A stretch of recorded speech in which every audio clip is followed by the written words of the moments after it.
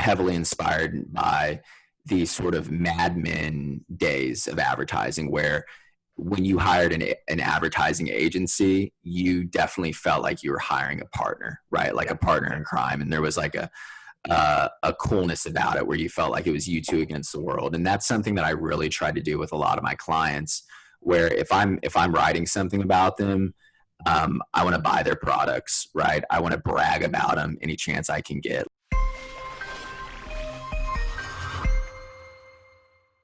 Hey guys, welcome to our Right Bites interview series. Today I got Cole Schafer with us, and he is a freelance copywriter who works in the digital ad space during the day and moonlights as a poet. I'm super excited to have you, Cole.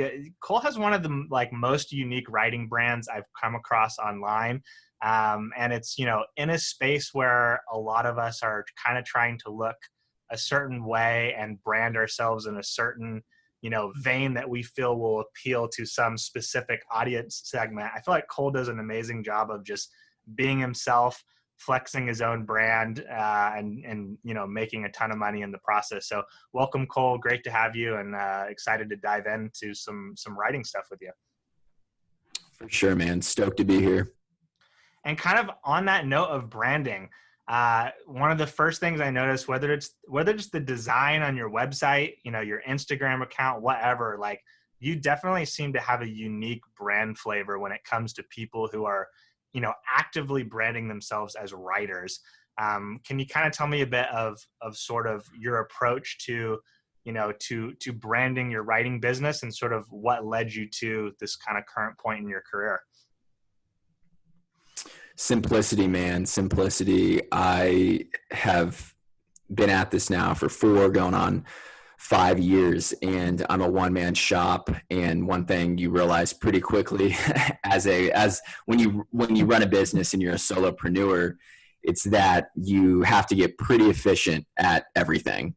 Yeah. And so when I was designing my website, I run all the design on everything I do. So from the design of my website to the aesthetic of my Instagram to the photos for my blog, I just wanted to go with something simple that I could execute again and again and again on. And for me, that was black and white. So everything I do is in black and white. That's a timeless look to me. I'm definitely an old soul. So while I wish I could say it was super intentional, which it was, I kind of just was looking for the simplest approach that could still look beautiful and timeless.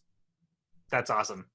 Going with something that's probably doesn't take as long to execute, but still kind of gives its own unique flavor. For sure. Yeah. And I think it's just a good approach for anything, in marketing or advertising or even writing, is go against the grain a little bit. And being that everything online is in color, for me, I just thought, what if I did everything in black and white? And it seemed to work out okay so far. Totally. And tell me a bit about some of the companies that you've worked with. It seems like you have a pretty good foothold doing projects and sort of that, Fortune 500 or some of these brands that most, a lot of us have heard about. How did you kind of get into that space? So when I first started out in freelancing, I was like most freelancers. I took everything I could get my hands on, right? Because in those early days, you are literally a starving artist. You're just trying to, anyone who believes in you enough to give you a chance, you're going to do it. Yeah. Fortunately for me, that quickly turned into falling in love with a lot of different industries, whether that's health, whether that's more of a fitness equipment type of route, whether that's SaaS, finance, clothing, apparel, all kinds of different industries. And that was something that's just really stuck with me, even as I've gained a little bit more success as I've been in this game a little longer. People talk about niching down, which I think is important for some people, but I've just loved working with a variety of different brands. And so if you look at my portfolio, I wrote a landing page for the this luggage company based out of Israel. It's called Samsara Luggage. It was a crowdfunding page that I wrote for them. And then you scroll down a bit further and I wrote a landing page for Bowflex, where we're coming out with a bike that can hopefully compete with Peloton. Then you scroll a little bit further and I'm writing a page for the American Ultimate Disc League, right? So it's kind of all over the place, and Totally. that's the way I like to work. I mean, I think that inspiration is something you need to pull from multiple buckets. So I found the work I've done with clients sort of informs one another. Absolutely. And so what kind of got you into the writing and freelancing space? Did you enter the writing game as a freelancer, or did you start sort of in-house somewhere and then transition to freelance? For sure, man. I have a really interesting story on that front, and I'll make it fairly quick. But basically, right after college, I was 23. I went to work for an advertising agency in my hometown. Great place, good boss.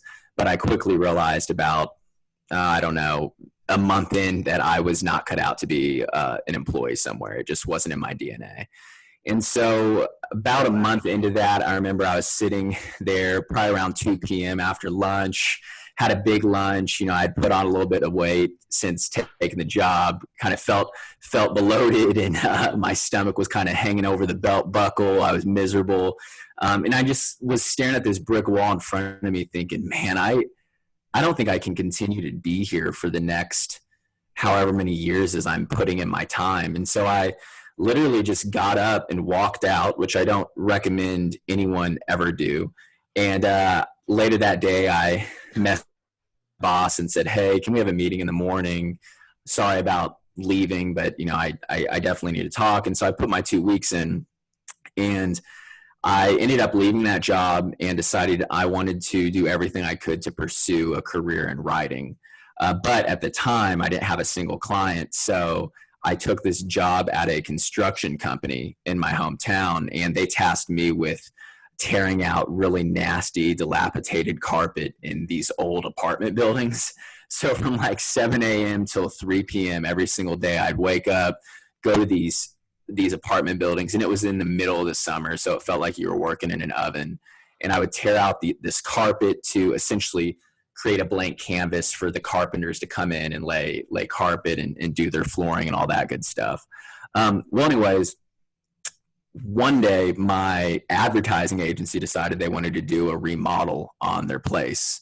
And by happenstance, they hired the company that I was working for. So literally about a month out after having taken that job, I found myself in my advertising agency in a cutoff, in shorts, in boots, tearing out carpet in the place that like I had previously worked. And no one was rude or anything, but there definitely were some glances like, what the hell is this kid doing? You know, is he out of his mind? And that was a really low point for me. And looking back, I mean, I can laugh at it now because it was crazy, but it was a super humbling experience. And thankfully, it was shortly after that I started picking up a little bit of momentum on the writing front and getting some clients and stuff like that. Nice. And kind of in that initial period where you were building your business, what was the main method that you used to go out and, you know, get clients? Cold email, man. Cold email. Anytime I talk to a new freelancer, I say, you have to almost turn into a bit of a spammer for about a year. And I've tried, like over the years, I've tried to figure out how can I communicate that better. And the honest to God truth is you just have to turn into a spammer for about a year. Dude, and you're sending out so many emails every single day. And my goal was to send out between 250 and 500 emails a week when I was like first starting out. Because what I found was for every 100 emails, it would trickle down into maybe a 25% response rate. And then it would trickle down into like, maybe I could get 10 out of those 100 people on the call. And then it would trickle down even further to like one client for every 100 emails. Dude. And that's the name of the game, man. It's just like slinging emails over and over and over again until someone finally gives you a chance. And so there was nothing pretty about it starting out. I mean, I was the lowest of the low, spamming people, blowing people up, and that's how I got into it. That's literally exactly what I tell all my students is, I mean, the metric I give them is like 20 emails a week because I'm trying to give them something that like more people will be accessible to them. But I literally tell them, like, we're expecting like maybe one client per 50 emails. Like that's like good. Like if you get one client per 50 emails. So I love that you just start off with, hey, just see yourself as you have to be a spammer for the first year. Cause I really like that mentality. Cause I think the thing that a lot of my students struggle with is that idea of like, they're seeing themselves as like a direct personalized outreach and then trying to scale that up to 100 emails when really you just have to think, what's the most efficient way to get to 100 emails? Because it really, you can go so personalized and you can just go, pure spam and you're going to get almost the same result at first, Man, yeah, you're speaking my language, dude. I think a lot of times when you're first getting into writing, at least this was the case for me, you look up to these really brilliant writers like Hemingway and Bukowski and Lamont and like these really amazing writers, Stephen King. You look up to these people and you see, wow, I mean, they are charismatic and they have like a very romantic craft. What you don't hear about a lot of times is like when Stephen King was writing his diary, he was working at a hospital and his job was to take bloody sheets and garments and wash them, right? That was his job. Yep. And so I think that if you want to make it in writing, you sort of have to have that tear the carpet out mentality where, hey, I'm willing to get dirty. I'm willing to smell some cat piss in these nasty apartment buildings and tear out this carpet and really put in that hustle.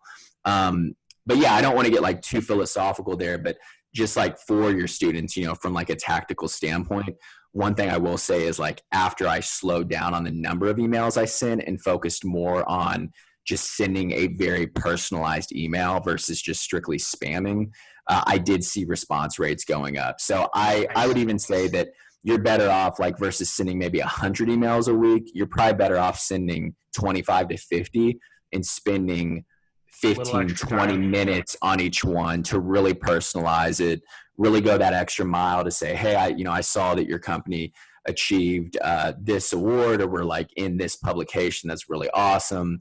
Another trick that really helped me early on was, let's say you're emailing like the CMO at a company to do some writing for them. Yeah. If they don't respond, email another higher up at that company and say, hey, I sent an email to Tracy the other day. I just wanted to follow up with you too. Any interest in like hiring some writers? Because now it has to become a dialogue between those two people. Yeah. Because you're kind of name dropping, even though she didn't respond. Yeah. So that's like just a little hack. I like that. That's awesome.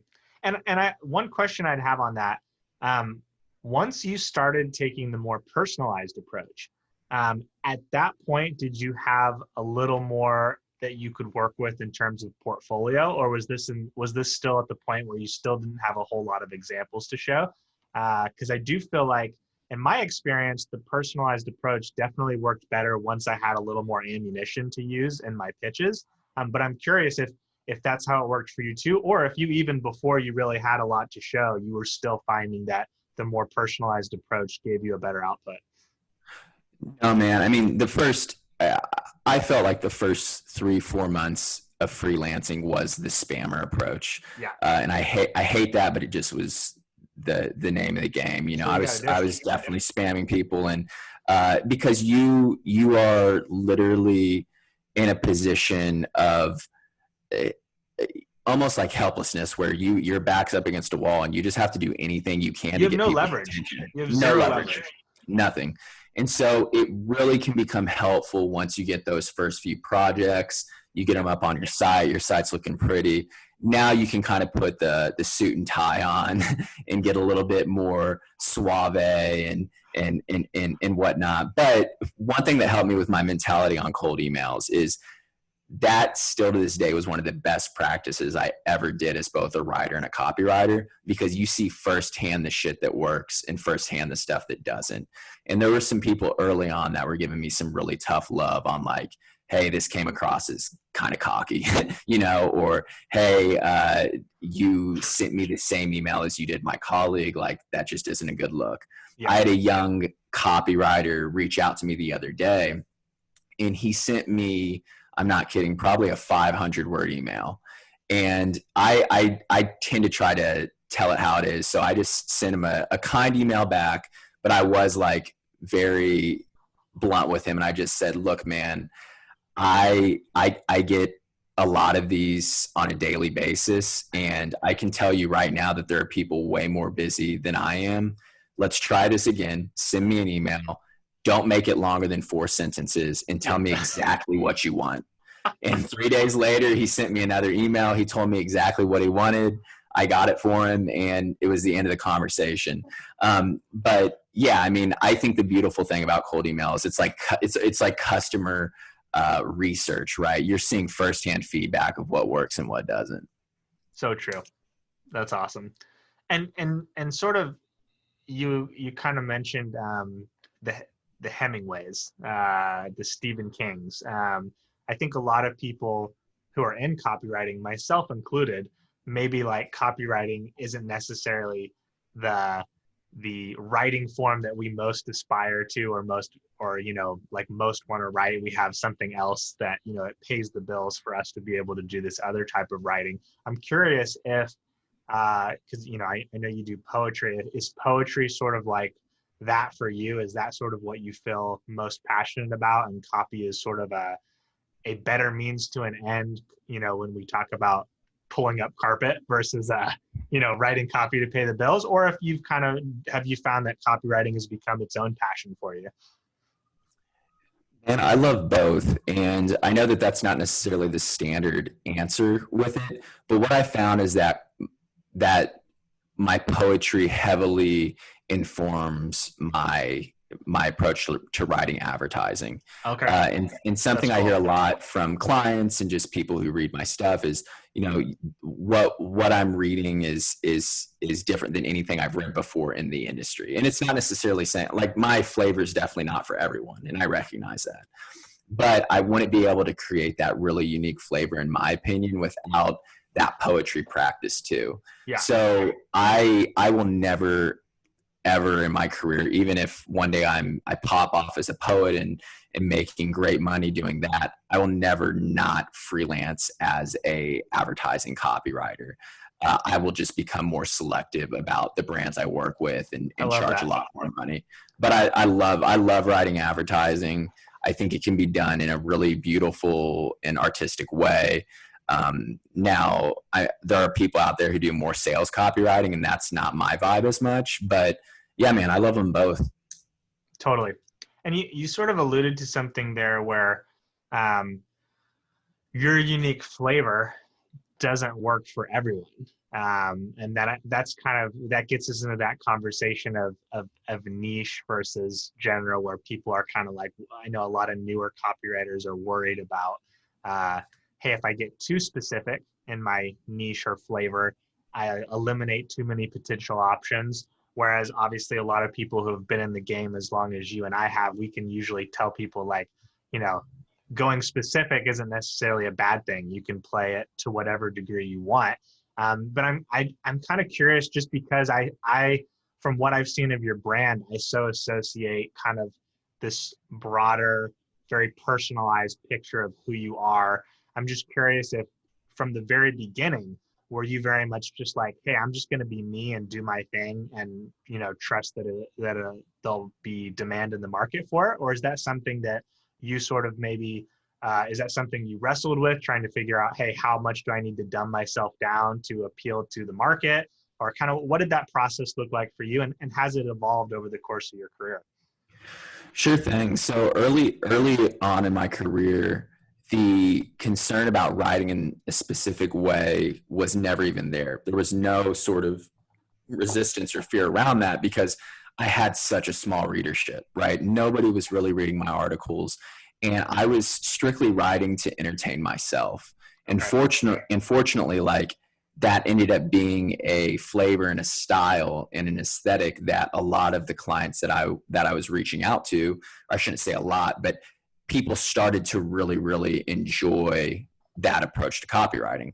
Yeah. What's been hard lately is, as my readership has grown to a bigger level, and I can now place faces with names, and I know, like if I'm dating a girl, her mom's reading the poetry I'm writing, and my parents' friends are reading stuff, and strangers who have like become friends in India are reading my stuff and talking about it. Now it's a little bit harder, and I find myself at times being tempted to pull some punches with the things I'm writing in hopes not to offend someone and put them off. But that's dangerous, because as soon as you start doing that, it's like, that's what got me to this point. As soon as I start doing that and I start playing not to lose rather than playing to win, that's when I'm going to just, really start to fall down the mountain. Right. So to answer your question, I think the most important thing is just writing in the voice that's truest to you. And if that's a little bit more buttoned up, but that's your style, it's going to come through as authentic, right? I don't think everyone should say fuck because Mark Manson had fuck on his book cover, right? I don't think everyone should start doing that. But if like that's your brand and that's your style and that's who you are, then I think it makes complete sense to take that approach. Totally. That's awesome. Kind of tapping back into something we mentioned earlier, cold email, just embracing the spam being the way you sort of got that foothold into your freelancing career. How has that evolved since? At this point, do you get most of your clients through referral or through hyper-personalized outreach, or have you found inbound channels that work for you? Kind of how do you get your clients these days? So I would say Moxie, right? So, and I love this term. It's so again, that was Moxie. And so Kurt Vonnegut, the famous, like, legendary sci-fi writer, once wrote something in this like book that I was reading of his. It's called Pity the Reader. And it was actually not by him, but it was a curation of all his writings on like specifically the craft of writing, because he was a writing professor for a really long time. And one thing he said was, the writers who make it and the writers who don't, generally the difference is Moxie, right? And that's the refusal to go unread. And I think that just compounds as you get further into the game, and you have to be more strategic about your Moxie, right? So now, instead of sending out hundreds of cold emails a week, right, I'm taking more of the approach of, can I write 208 really solid articles that year? That goal is literally pinned to my in front of my desk right now. Can I write 208 articles this year? Can I appear on 25 podcasts? That's another goal for the year. And so I think that I'm trying to take the approach of like, how can I take this Moxie, this tenacity, this I'm gonna work harder than other people, and how can I put that into something that can kind of compound for me? And it takes a little bit more time to write a quality article, but that's something that can bring in leads for you for 3, 4, 5 years, right? If it ranks on Google. And so and to like kind of, I want to break that strategy into like something more tactical. Recently, I wrote an article called 77 Examples of Taglines That Are Pure Gold, right? And I was trying to rank on Google for a specific keyword, taglines. And I put it out there. I curated like my favorite taglines from brands like M&M's and like all of these cool brands. And Google liked it. They ranked it. It ranked on the top 3 for all of last year. And that one article probably has brought me in $10,000 to $15,000 in projects just around coming up with slogans, taglines, messaging, even naming companies. Like last week, I named a beverage company based in the UK that's doing like a cool hard seltzer and whatnot. They're going through a rebrand. That's all stuff that's coming through that one article. Totally. So I'm trying to still outwork people, but I'm just trying to do it in a really smart way. So it compounds. Yeah. Awesome. So kind of pulling in some of those inbound channels. And then do you end up getting a lot of referral business at this point in your career? Yeah, man. So my business now is completely comes through inbound. And then the clients that I work with pass my name off to other people. And once you do cold email for a few years, you are so thankful when you're getting someone on the phone. Yeah. You're getting people on the phone and it's like they're kind of selling you to work with them, right? Yeah. The other way around, where you're just begging them to give you a chance, Totally. I love that. So on the inbound side, is SEO kind of mostly your focus, or are there other channels that you've found have worked well for you?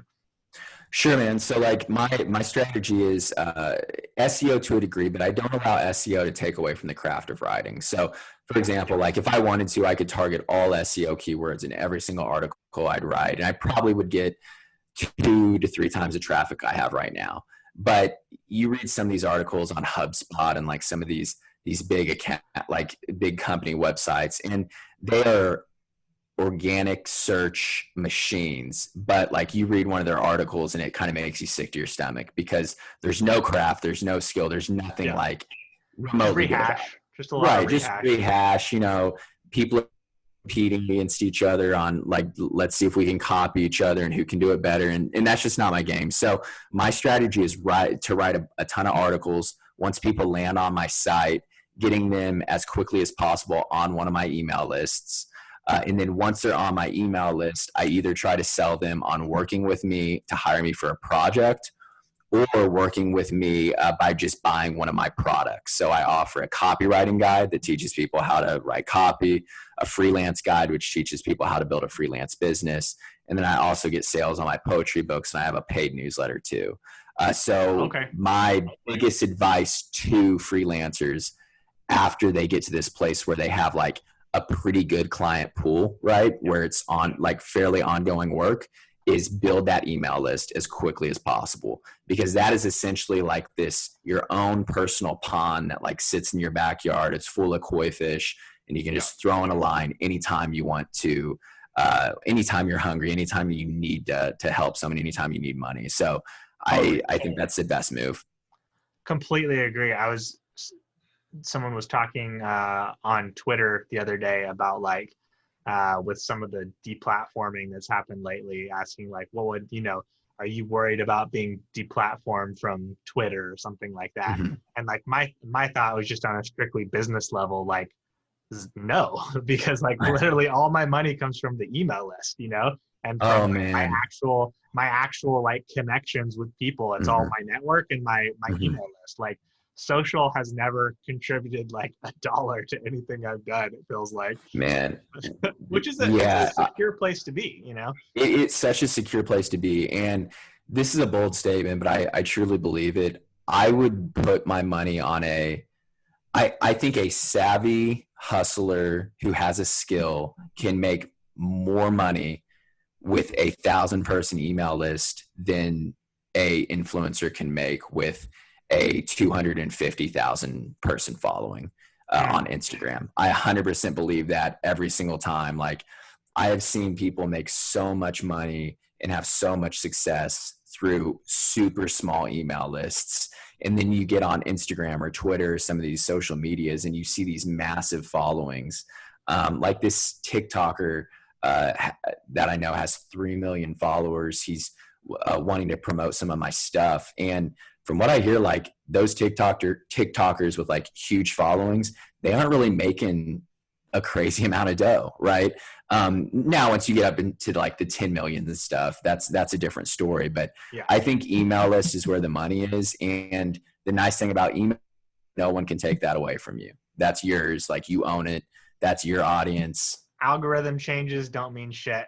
Nope. Like Nope. Does not matter. totally. So with your copywriting and your freelancing courses, if I'm remembering correct, are those like $97 each? Is that right? Yes. Yeah. Okay. They're each $97. Cool. And like from what I've seen, so the volume, the number of people who have bought those is quite high. And I'm curious, Mm-hmm. like, is that all from SEO traffic into email lists that all those sales have come through, or have you used any other methods to sell those? A ton of it has just been through that email list. New signups on the email list. I average between maybe 20 to 50 on a good day, new email subscribers on my lists. And those are just people that eventually become customers once I can really sell them on what I do. Yeah. So yeah, all that volume is being pushed through those email lists, which obviously I'm growing through the articles that I'm writing. So it's kind of a tiered process, right? Totally. And how do you balance, because when we talk about like targeting and segmentation, because you're selling the poetry side, you're selling sort of the make money, the training side of like the writing copy stuff. Like, do you find that like just being your authentic self online and expressing kind of both sides of that in everything you do, that you don't really end up needing to segment that at all? And it just kind of flows because you're consistent? Or have you found that you kind of making certain choices has helped you appeal to different audiences? Or do you just kind of do your thing and just let the people who appreciate it? Mhm. That's a great question. And for a while, I wasn't segmenting it at all. I wasn't creating any sort of separation. Recently, so I'm launching another poetry book here in the next couple of months called After Her. And I will be moving my poetry and more creative writings underneath an alias, like another name that will still be associated with me.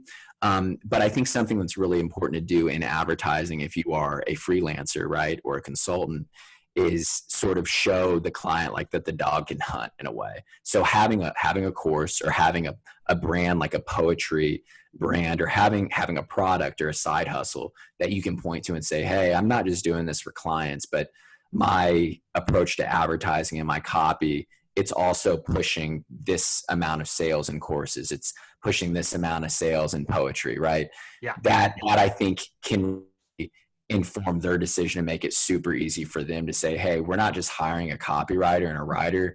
We're hiring someone that's making a good amount of money as an entrepreneur with their freelance copywriting skills. Yeah. So, yeah. Yeah, absolutely. Yeah, that's killer. And with what motivated you to create those courses in the first place? I think I just started to see a little bit into the future, just realizing, okay, the first year of freelancing, you're putting in 70 hours a week, right? And if you don't get smart, man, about like how you're billing clients, which we can get into, project-based pricing versus hourly pricing, but if you don't get smart about that, and you don't get smart about maybe building things that you don't necessarily have to put in an hour of time every time to get paid, you're going to be working 50, 60, 70 hours a week for the rest of your life. Yeah. So I just had to get smart. And it was more so out of like, all right now I'm 27 and I can put in a 10-hour day and get up the next morning at 8, 9 a.m. and like be ready to go again. But I'm not going to be able to do that forever. So just more out of desperation, Totally.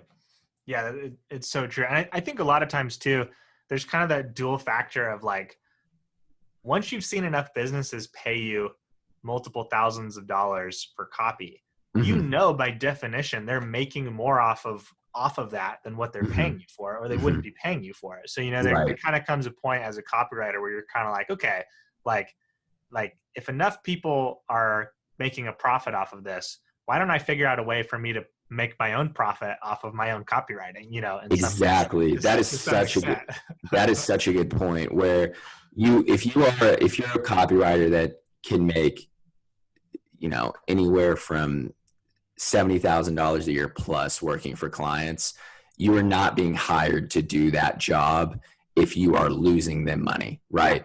Yeah, exactly. So it's so smart to take those skills and have the chops, right, and the moxie to say, hey, I'm gonna apply this to selling socks or some sort of random brand that I want to start up. I agree with you completely. Totally. And I mean, as someone, once you've developed why a lot of us copywriters end up creating copywriting training of some sort is that's what we know. When you first have Mm-hmm. that thought of, let me sell something of my own, well, that's what you know. So you sell what you Mm-hmm. know, and then usually it evolves past there. Now you're also selling poetry books. I'm also Mm-hmm. selling plant-based diet stuff on side businesses. Like it Cool. starts one place and then you just start adding businesses. And like you said, it's all kind of with that idea that, hey, while we're young, we can put the hours in, but at a certain point, we won't be able to. And regardless, it's smart to be investing hours now that are going to pay you back beyond just the initial payout. Mm-hmm. Dude, you're so right. And I found that as you start making more money with your products, right, it removes something in freelancers that salespeople call, and it's called a sales breath, right? And it's when a salesperson, you can tell like they're trying to meet their quota, like they're down and out on like a few sales, they're getting killed, Yeah. and they're reaching out to clients and they're being overly needy, overly aggressive. You can tell that they're desperate, and it just kind of like stinks, right? It reeks, Yeah. right? So I think that one thing, like the plant-based company you're talking about, right? Like if that one day gets to the point where you're making some serious dough with that, to where it almost replaces your income as a freelancer, now all of a sudden when uh, ABC brand reaches out to you and says, hey, how much will you charge for this landing page? You might say, I don't really need this landing page. I'm going to charge double what I would normally charge. And I'm just going to see what they'll say. I'm going to see if like I can even test that price ceiling.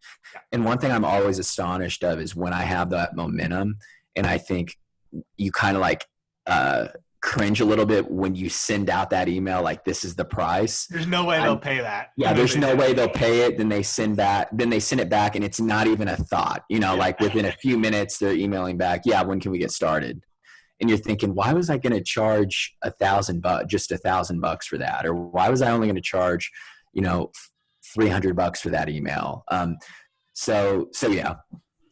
It's so true. And I see a little bit of crossover on that with even like one thing I advise my students to do is fill your schedule at whatever rate you can fill it with to start, like when you're first getting started. Because then it's like, one, you're going to get some practice, but then two, if you have, 10 people paying you X rate, then you have more leverage to the next person who shows up to ask them for double, because if they say no, you already have someone paying you X, So if they say no to 2X, it's not a huge deal because you already have someone paying you X. Whereas if you don't have anyone paying you anything, then you're always going to be worried about what you're saying because you kind of can't afford for them to say no. So even before you have your own products, there's kind of some application to that idea as well of setting, creating kind of that base that you can then use to allow yourself to go for something bigger. Mm-hmm. Dude, that is such brilliant advice. And I've literally given that exact same advice in my freelance guide. I almost look at it as, if you've ever watched one of those rock climbing documentaries on Netflix, where they're not doing the normal traditional type of climbing that you might do in an indoor facility where you have someone kind of like handling the rope, but instead each time they climb up, like every 15 feet, they have to latch in to this next hook sort of in the wall. And that's kind of like their safety net, right? Yeah. I kind of view that as like pricing, where when you first get into freelancing, you need to do exactly what you just said, where you are hiring all of your clients on at $25 an hour or whatever that looks like.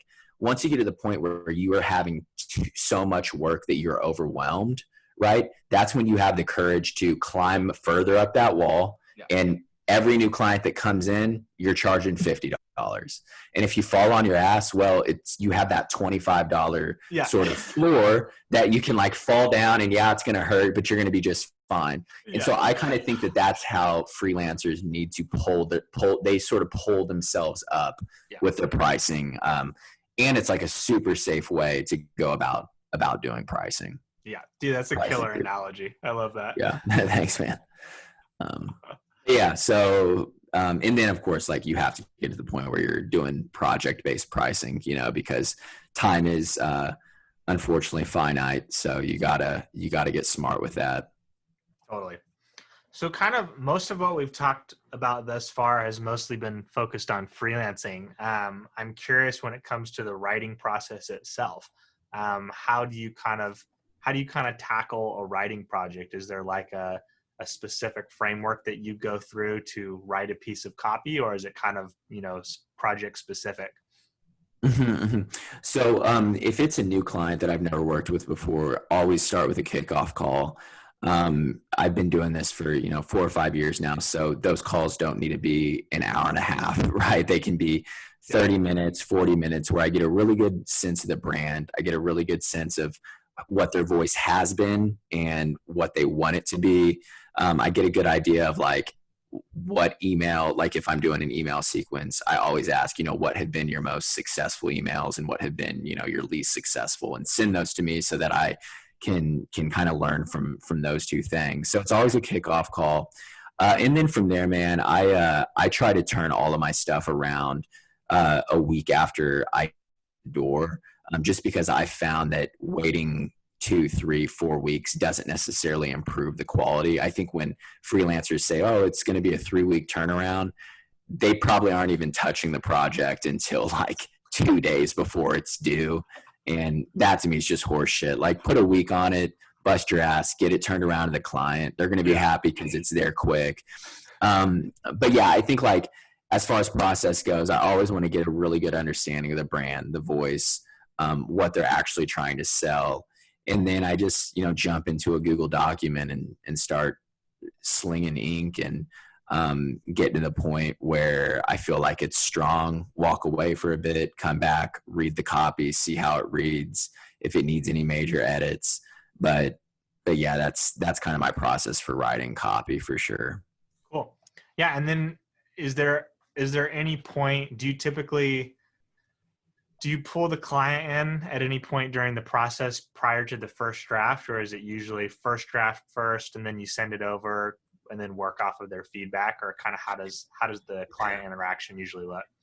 Yeah. So I've found from my experience that you never send in I don't even use the word draft or like unfinished draft or anything like that. I just use it. I just say, this is done, right? This is the finished copy. Okay. And there's in there, if they have edits, of course I'm going to make those for them. But I'm having a similar experience right now as I'm having designers work on my book cover for my next book. Yeah. And the designers it hasn't worked out with have been designers who have early on like came in and said, hey, here's like kind of something I've been working up, and they send it to me. And it's like, dude, I could whip this up in Canva, right? Like right now. Why are you sending this to me? Send me a finished book cover, right? And then from there we can make edits. And so that's always the approach I take with my clients, where I'm not sending them something until I would be comfortable with putting it out into the world. And then sure, they'll have edits and stuff, but now they're going into it thinking, okay, I have a finished car that's like fresh off the manufacturing line right in front of me. Now I just need to choose like what interior I want, or I need to change the color of it or make small tweaks. I think in their mind, it's a slightly different position than saying, this draft's 70% of the way there. We have a little bit more work to do. But that just has worked for me. I know everybody's a little bit different with that stuff. Yeah, totally. That's super interesting. That's definitely a little different than how I've done it, but I totally makes sense. A lot of, I can definitely see how that would impact client perception in a positive way. That's super cool. Yeah. Are there any other parts of your process that you feel kind of like you've made an intentional choice that might be a little different than how some other copywriters do that you feel like works out really well for you? It's a little bit of a yeah. I mean, I just want to make sure I can answer it well. So there are a few things I think I do differently. One thing is like I'm heavily inspired by these sort of Mad Men days of advertising, where when you hired an advertising agency, you definitely felt like you were hiring a partner, right? Like a partner in crime. And there was like a coolness about it, where you felt like it was you two against the world. And that's something that I really try to do with a lot of my clients, where if I'm writing something about them, I want to buy their products, right? I want to brag about them any chance I can get. Like Bowflex is I'm on a retainer with Bowflex, and any chance like we do cool projects, I'm bragging about that all over LinkedIn, all over my email list. Nice. I am, just any chance, like if I'm at a bar and someone's talking about Peloton, it's like, nah, fuck Peloton. Like you need to check out like the Velocore Bowflex bike, because this is the shit, right?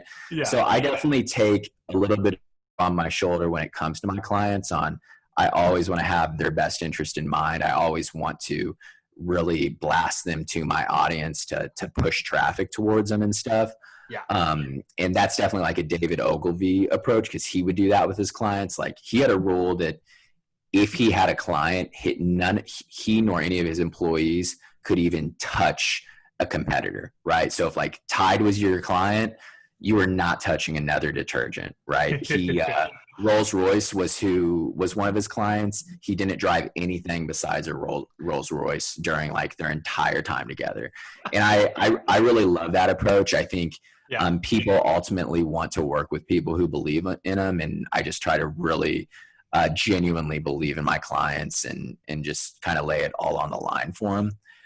But as far as like specifically, you know, with the writing approach, sort of talking about like my style earlier, where I tend to be a little bit more abrasive, a little bit, have a little bit more oomph, you know, in the shit I'm writing, that naturally kind of acts as a filter with the people that are coming through my list. And pretty quickly people can say, you know what, Cole, like, his writing's not for me. That's not our voice. Unsubscribe. They move on to another copywriter who maybe has a different voice, perfect fit for them. So a lot of times when we're getting on the phone, they already know exactly like my style, and there's no your conversations around like, hey, don't talk in this way, right? It might just be a question of, am I allowed to curse, or am I not, right? So yeah, that's more of an approach I take that I think is unique on the front end. Yeah. And is there anything specific that you are thinking about in trying to send out emails that can appeal to both people interested in hiring you to write copy and people who might be interested in your products, your copywriting or freelancing products? Do you specifically target both? Do you try to focus on things that would appeal to both, or kind of how do you approach that? Since particularly since inbound is such a big part of your lead gen process. Mm-hmm, mm-hmm. So from the clients that have hired me, one client is called Pass the Honey, which actually sells single serving honeycomb, pieces of honeycomb, which I don't know if you ever had honeycomb, but it is this, I once wrote an email and said it was, it tastes like a blowjob feels, because it is like that absurd of like an orgasmic experience when you slip a piece of honeycomb in your mouth. Like it's so delicious, like literally nature's candy. But one thing he said in hiring me is he just said, the reason I wanted to work with you is I don't know very many copywriters who take their craft as seriously as you do, right? With just like, if you read my newsletters, 3 times a week, I'm studying different writers and writing pieces on their processes. And I'm doing that a lot because like I originally thought that appeals to kind of the single one-off writers and customers potentially buying my Gumroad products, right? So like the courses and stuff. But what I found is that, and the reason I've done more of that is because that has become a really large part of my income. But what I found is that the brands really love that too, because they want to hire someone who is in love with their craft. So I really don't try to write the stuff on like, do this if you want to have the best content marketing social media plan. Really like really granular and talking about specific tactics and strategies and even philosophies on like stuff you can do with writing. And as I think I've allowed clients to fall in love with that process of writing a little bit and maybe romanticize it in a way. And it's just made it that much easier, like when it comes time to hire me, because they've kind of started to fall in love with writing and have changed their relationship with words a little bit too. Totally. That's awesome. So kind of to wrap things up, you know, with mostly the people who are watching, you know, going to be watching this, listening to this are freelance writers. I'm just curious, beyond any of the things that we've covered so far, are there any particular pieces of advice you'd want to end with for people who are trying to build their own freelance writing businesses? Absolutely. Yes. I will. I'll end with a story. So right now I'm reading a book by a guy named Felix Dennis, who was an entrepreneur. He has since passed away, but he was an entrepreneur based in so he's an English entrepreneur, and he started a company called Dennis Publishing that essentially like just made tons and tons of different magazines back when magazines were really big business. Yeah. And one of his breakout magazines was called Maxim Magazine, which we're all familiar with.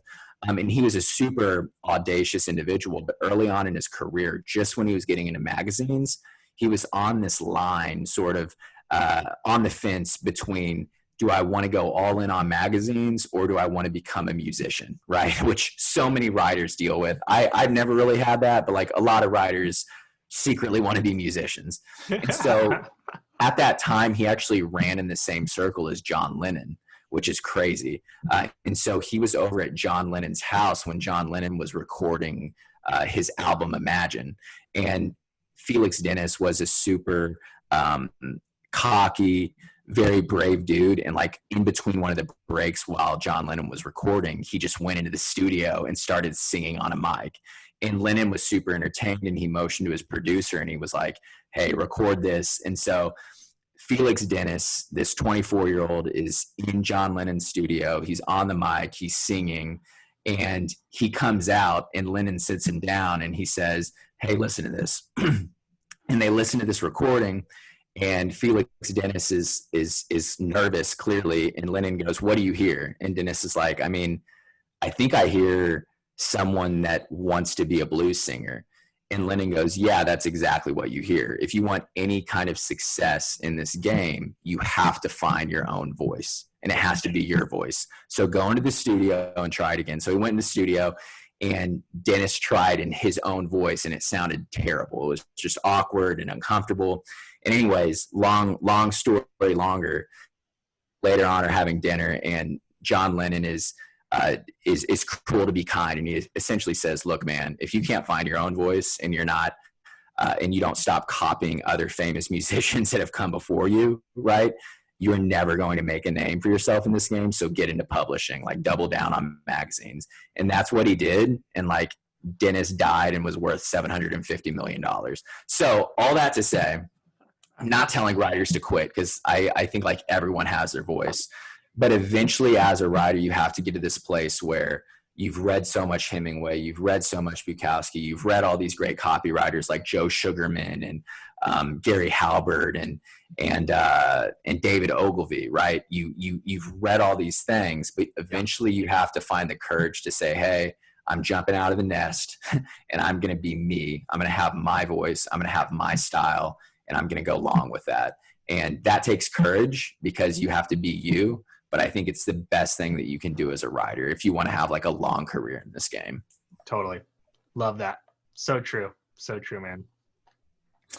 Wonderful. Well, dude, really appreciate this. Love what you're doing. And it feels like we share some very similar ethos in regards to just approaching freelancing and the hustle. And I love it, man. So I'm glad we were able to do this. Yeah. Thanks for hopping on, man. This was a super fun conversation. I think it's going to be people are going to learn a lot from watching this. So I appreciate you hopping on and diving into some of this stuff. Thanks, man. Awesome. Well, thanks for watching, guys. And I'll catch you in the next episode.